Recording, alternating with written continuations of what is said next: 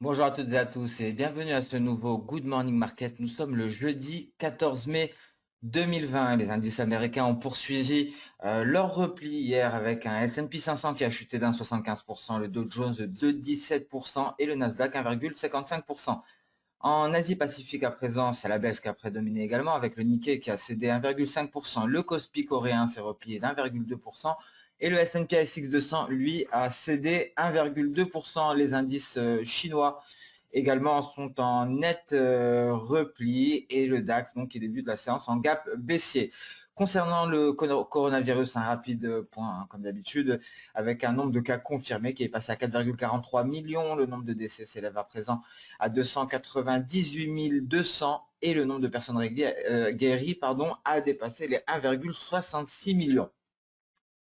Alors, à ce sujet, hein, l'OMS a prévenu que le coronavirus pourrait devenir endémique et ne jamais disparaître totalement. Donc, cela vient confirmer le fait qu'il faudra peut-être apprendre à vivre avec ce nouveau coronavirus. Et aux États-Unis à présent, Jérôme Powell a déclaré que les taux d'intérêt négatifs aux États-Unis ne sont pas envisageables pour le moment. Quelques heures plus tard, Donald Trump a réitéré que les États-Unis devraient bénéficier de taux d'intérêt négatifs, tout comme les autres pays.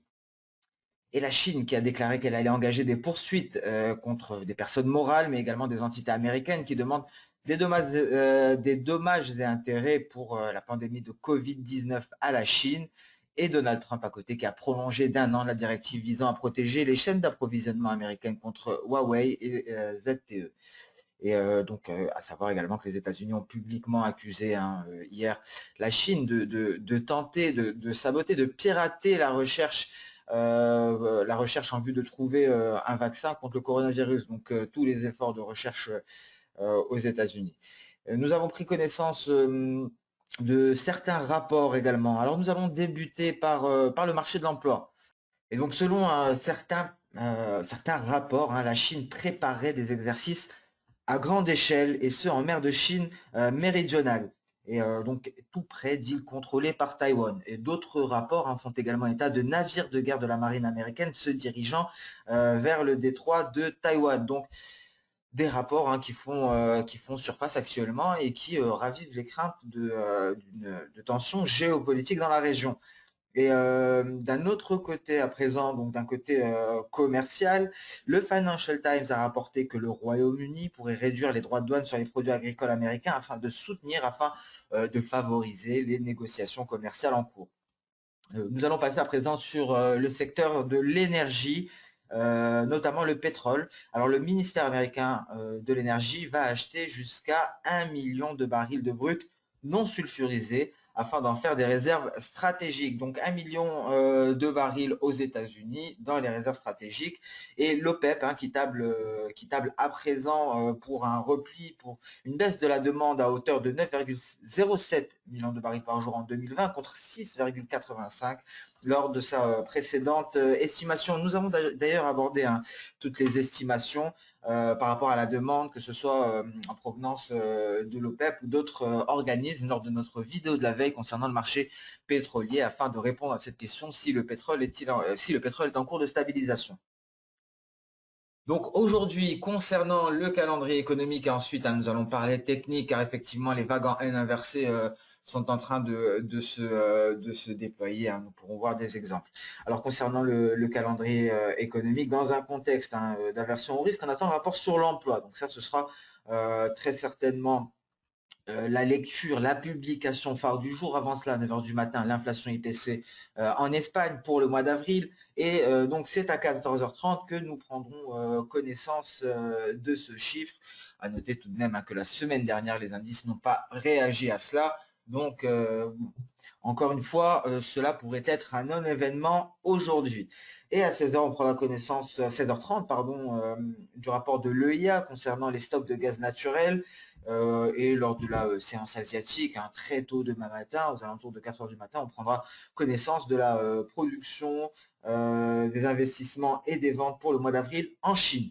Et aujourd'hui, on prendra connaissance également de certains résultats d'entreprise, notamment Applied Materials après la fermeture du marché et Aurora Cannabis. après la fermeture du marché. On écoutera également avec attention certains discours de banquiers centraux. Ça pourrait être le second événement, le premier qui devrait être plus un non-événement qu'autre chose concernant le chômage aux États-Unis, mais peut-être que les discours de banquiers centraux pourraient apporter de la volatilité. On attend donc de Guindos de la BCE à 17h, 17h15, on attend le gouverneur Paulos de la BOC et ensuite Kashkari de la Réserve fédérale américaine à 19h et nous terminerons à 23h avec Kaplan de la Réserve fédérale américaine. Donc nous allons passer à présent sur nos graphiques et il est intéressant effectivement de constater que le scénario s'est réalisé, donc peut-être un plafond, peut-être la fin de ce rebond et des vagues qui se matérialisent. Je les ai déjà tracées sur les graphiques. On va les voir ici. On commence déjà à aller chercher des objectifs. Vous voyez sur le CAC 40, on est allé chercher N. On peut également ici déterminer les mêmes objectifs atteints ici pour le Nasdaq, très précisément, nous sommes allés chercher N, nous sommes en pullback vers la Kijun, peut-être même NT. Donc des N qui sont en train, des N inversés qui sont en train de se déployer et nous avons atteint déjà certaines lignes de force sur tous les indices, que ce soit les indices américains ou les indices européens. Alors très rapidement, pour vous donner un aperçu de ces différentes lignes de force. Alors, encore une fois, souvenez-vous de la petite astuce que je vous ai donnée hier concernant les projections de Soda. Ici, il y a eu un breakout de nuages. On peut également venir resserrer le mouvement et on peut l'élargir ici pour aller chercher la Kijun. Donc, c'est une chose que l'on peut faire dans ce genre de configuration lorsque le N se déploie, lorsqu'il y a une sortie de nuages. Ça nous permet d'avoir peut-être un petit peu plus de précision à ce niveau-là et d'avoir des objectifs un peu plus rapprochés. Donc, nous allons passer sur des graphiques grandeur nature. Je pense que ce sera beaucoup plus clair. Donc, pour débuter, nous allons débuter par le DAX. Le DAX en données journalières, le DAX qui est en train de se replier. Attention à tout franchissement ici des 10 300.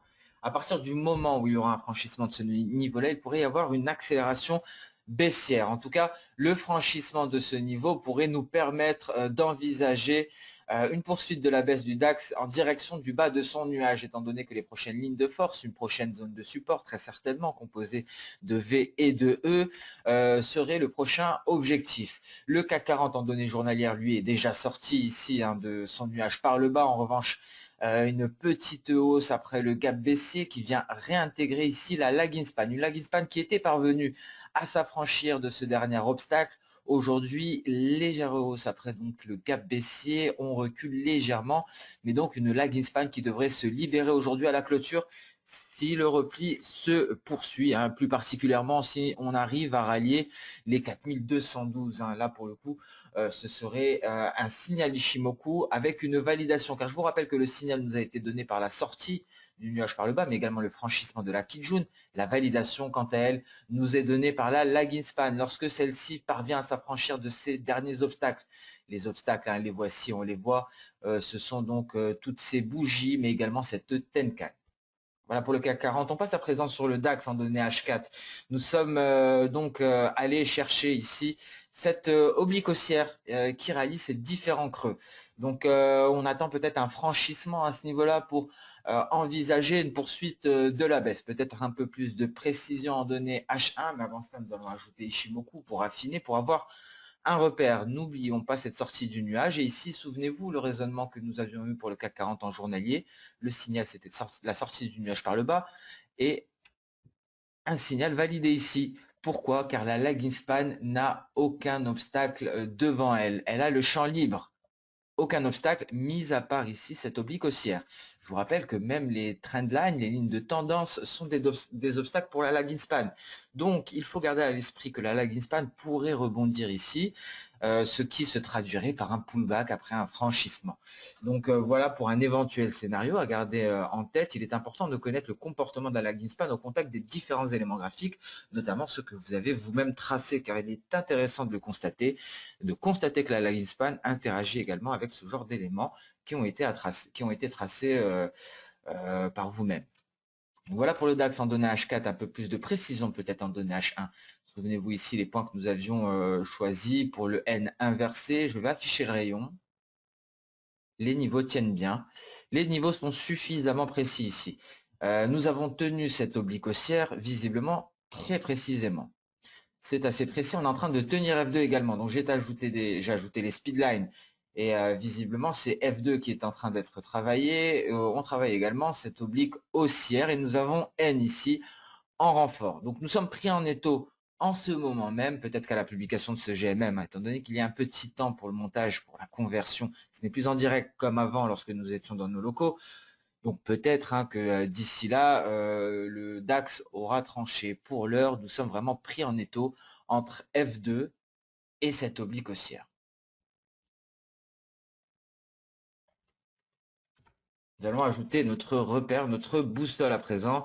Donc ici, visiblement, hein, donc c'est un niveau, le niveau N, hein, ça représente les plus bas du 30 mai, du 30 avril, pardon. Donc on pourrait aller les franchir pour aller chercher eux. Et eux, ça représente justement les plus bas de fin avril. Donc nous avons ici les plus bas de mai qui correspondent à N, les plus bas d'avril qui correspondent à eux. Donc encore une fois, ces projections de Soda, ce n'est pas dû au hasard. Ce sont des niveaux qui peuvent être vérifiés très précisément, hein. Donc, c'est vraiment la magie de l'analyse technique et c'est vraiment tout l'intérêt de cet outil-là. Donc, vous voyez, comme cela correspond très exactement, alors que ces niveaux sont issus d'un simple mouvement baissier issu de la sortie du nuage par le bas. C'est un N inversé des niveaux qui correspondent au plus bas de mai, au plus bas d'avril. Nous sommes sur les plus bas de mai. Si ceux-ci sont franchis, ce serait pour aller chercher les plus bas d'avril. Attention tout de même à tout retour ici en direction d'NT. Si on franchit NT, c'est pour aller chercher la Kijun. Mais vous l'aurez compris, le biais reste baissier. Donc voilà pour le DAX en données intraday en H1. Pour ceux qui souhaiteraient ajouter ces speedlines, hein, vous pouvez vous baser sur ce sommet et essayer donc de placer, de faire concorder ici F1 avec ce pic. Je peux le faire devant vous car il y a une petite complication à ce niveau-là.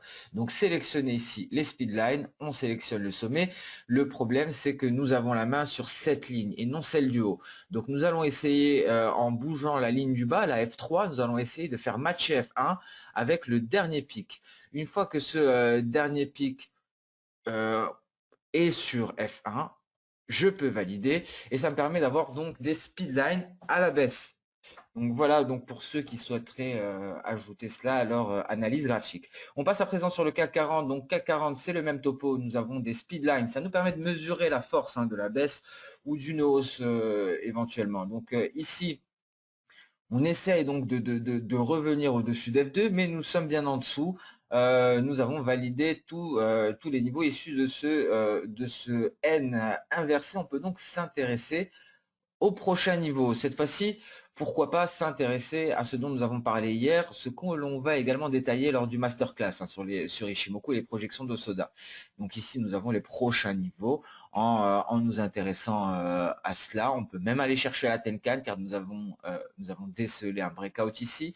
Donc le pic peut correspondre à un élément Ishimoku. Ici la Tenkan. Précédemment, nous avions pris la Kijun. Donc voilà, ça nous donne le niveau actuel, les 4295, c'est le niveau qui retient le CAC 40, un CAC 40 qui tente tant bien que mal de repasser au-dessus d'F2.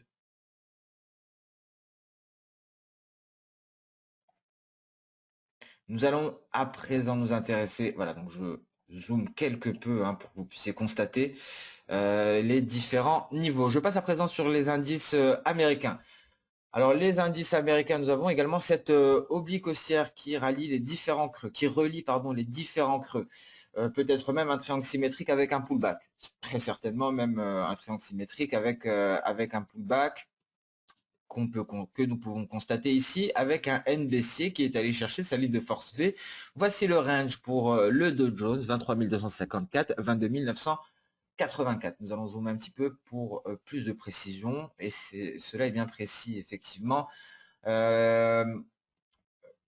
l'heure, un franchissement des 23 254 nous permettrait à nouveau de tenter de rallier cette oblique haussière. Mais avant cela, on pourra aller chercher les 23 385. Le biais est tout de même baissier. On va attendre un franchissement des 22 984.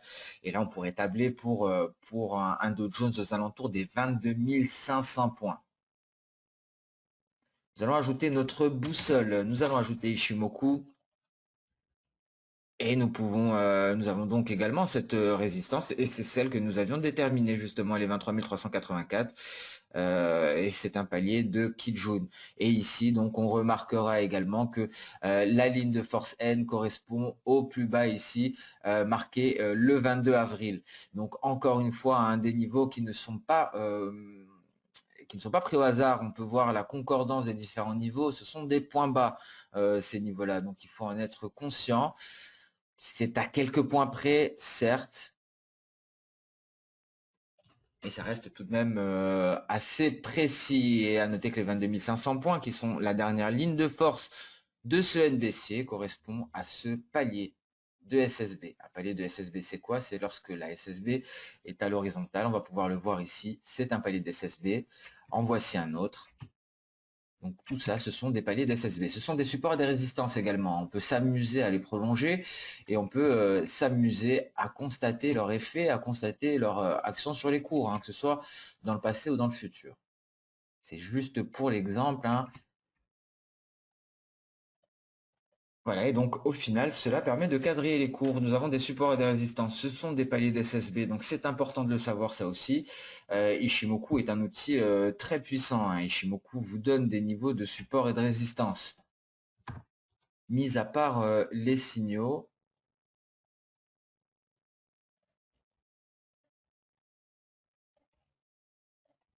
Donc on peut ici, hein, le constater clairement, ces différents niveaux, hein, ont compté par la suite.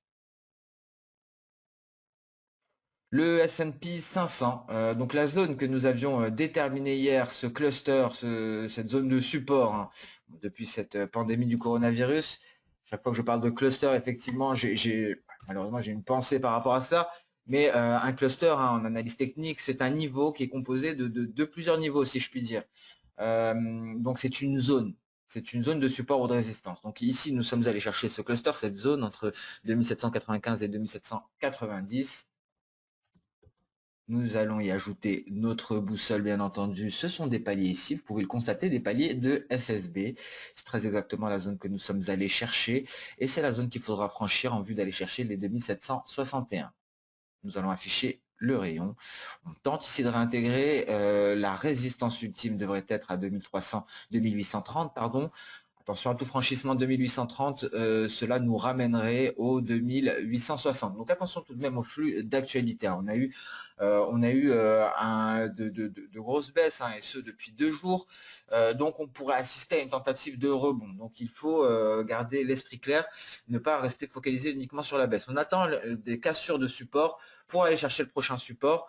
Mais en revanche, si on vient s'affranchir d'une résistance, on peut se donner la flexibilité de repasser à l'achat. Le Nasdaq également qui est allé chercher ici ce cluster, un cluster qui est issu de paliers, encore une fois un cluster de support, donc une zone de support. Ah, donc il faut aller chercher loin, mais c'est très exactement la zone que nous sommes allés chercher. On tente un retour ici vers les 9040, ce palier qui joue. S'il est franchi, on pourrait envisager un pullback ici. Et que représente ce niveau? C'est F3. F3, et donc je vais devoir dézoomer considérablement, que l'on puisse apprécier la situation sur le Nasdaq. On peut voir ici ces speedlines qui débutent depuis le 23 mars, donc depuis l'amorce de ce rebond, le rebond qui a été le plus impressionnant d'ailleurs sur le Nasdaq qui est revenu à des niveaux assez incroyables. Et donc ici, nous l'avons franchi. Je vous rappelle que selon la théorie, le franchissement de F3 est un signal de vente. Celui-ci a été franchi, donc on peut quand même envisager un éventuel pullback. Il n'en a pas eu pour le moment. C'est pour ça qu'il faut tout de même que la prudence reste de mise. Attention à un éventuel retour ici vers F3, pourquoi pas vers ce palier de SSB peut-être, en cas de franchissement de la Kijun. En revanche, si on franchit cette zone de support, c'est pour aller chercher les prochaines lignes de force, dont 2 sont ici un cluster, 2 sont confondus, et la dernière est à 8670. Donc voilà pour les indices, nous allons passer sans plus tarder sur les matières premières avec le gold. Le gold qui vient coller à la borne supérieure de son triangle symétrique. On est en train de se rapprocher du scénario d'une cassure de la borne supérieure. Ceci est de plus en plus probable. Donc on pourrait aller rallier les 1800 $, voire surpasser les 1800 $ pour aller marquer un nouveau record historique. Le record historique sur le gold est à 1912 $ l'once. Je vous le rappelle, cela faisait suite à la magnifique tendance haussière après la crise financière de 2008. Il me semble que ce niveau avait été atteint en 2011, 1912 $ avant d'entamer un repli. Donc ici, on peut le constater, le nuage en données intraday, en données H4, a permis de maintenir plus particulièrement l'Apex, l'Apex qui est à 1700 $, donc le centre de symétrie de ce triangle symétrique. C'est l'Apex qui a permis ici de renvoyer les cours à la hausse en direction de la borne supérieure. Donc, si vous vous souvenez du raisonnement, nous avons eu un test de la borne supérieure et une incapacité ici à aller tester la borne inférieure. Cela nous indique que nous avons une forte probabilité d'une sortie par le haut. Donc voilà comment cela fonctionne. Et étant donné que le nuage a réussi à maintenir les cours et plus particulièrement l'Apex, nous avions eu un test de la borne supérieure. Nous ne sommes pas parvenus après cela à aller tester la borne inférieure. Nous sommes revenus en test de la borne supérieure, ce qui augmente les probabilités d'une sortie par le haut.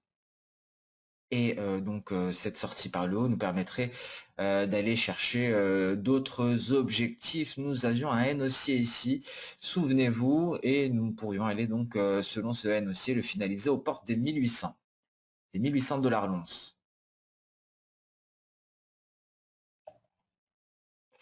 Un point également sur le pétrole WTI, le pétrole qui a été très volatile hier suite à la publication concernant les stocks hebdomadaires de brut aux États-Unis, une publication qui a surpris le marché.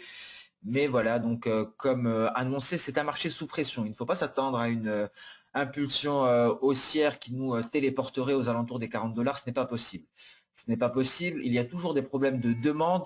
On peut imprimer des billets, on ne peut pas imprimer de la demande. On ne peut rien faire à cela. On essaie de créer de la demande en remplissant des réserves stratégiques et par plusieurs stratagèmes. Mais ça va prendre du temps pour assister à un réel rebond de la demande, pour assister à un déficit sur le marché pétrolier, c'est-à-dire à une demande supérieure à l'offre.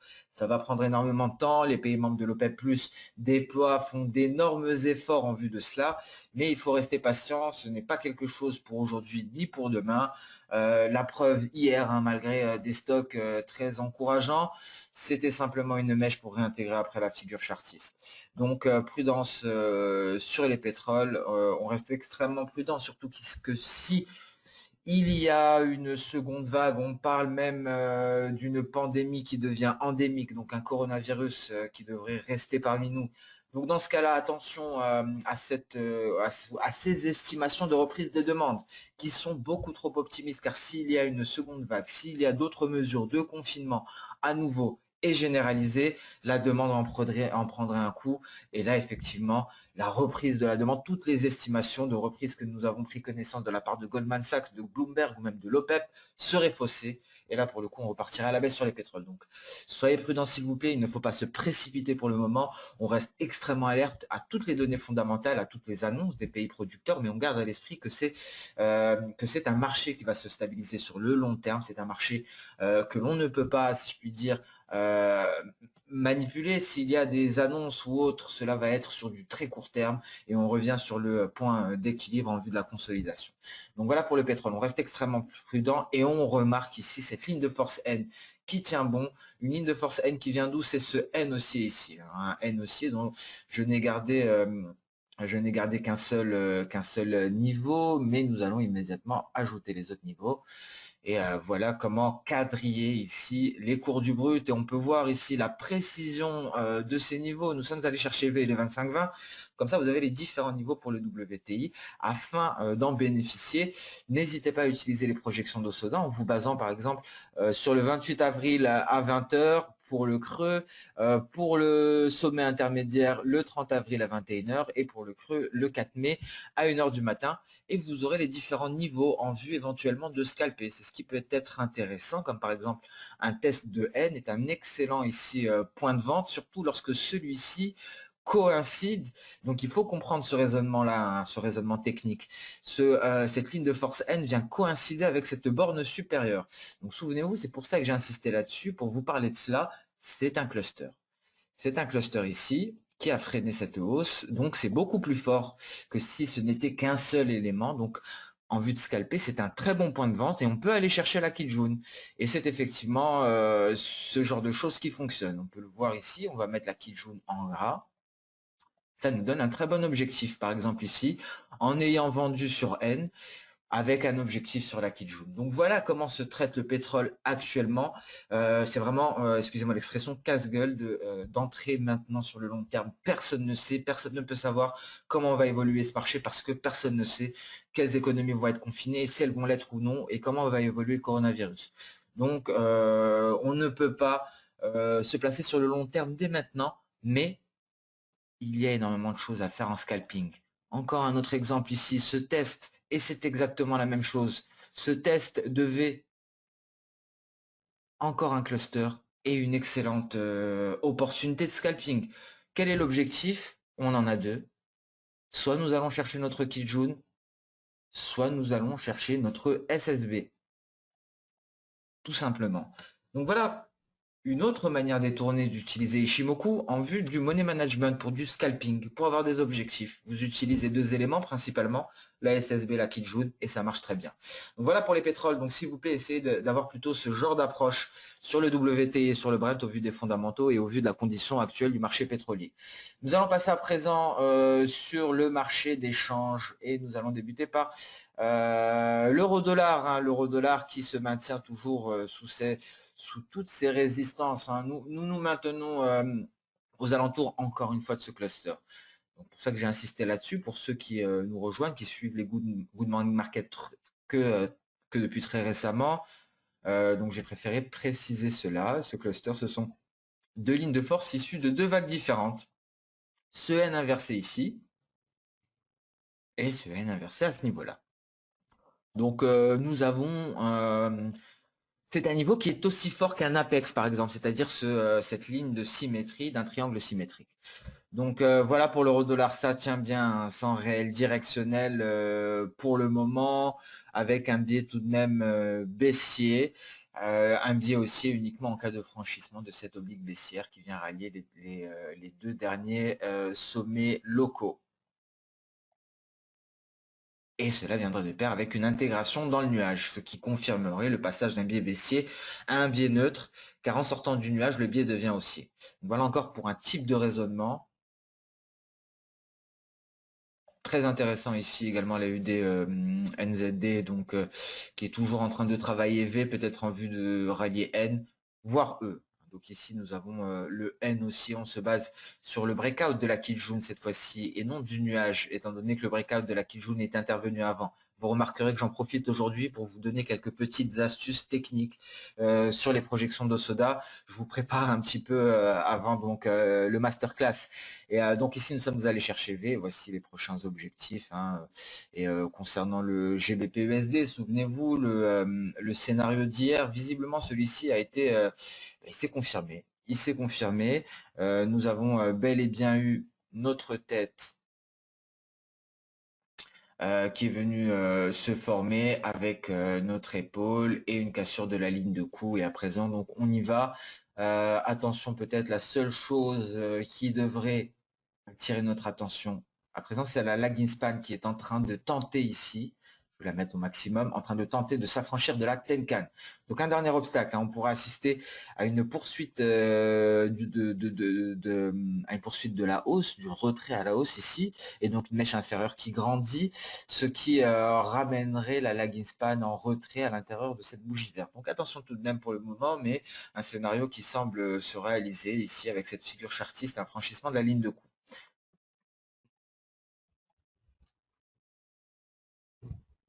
Alors ce Good Morning Market touche à sa fin, un Good Morning Market avec quelques teintes éducatives, quelques teintes de formation. Hein. Maintenant que j'ai retrouvé une bonne qualité de son, j'en profite hein, pour vous proposer comme d'habitude des choses un peu plus diversifiées. Donc voilà, j'espère que cela vous aura été utile. Je vous souhaite bonne chance hein, pour cette séance et je vous souhaite une excellente journée. On se donne rendez-vous dès demain pour le prochain Good Morning Market. Au revoir.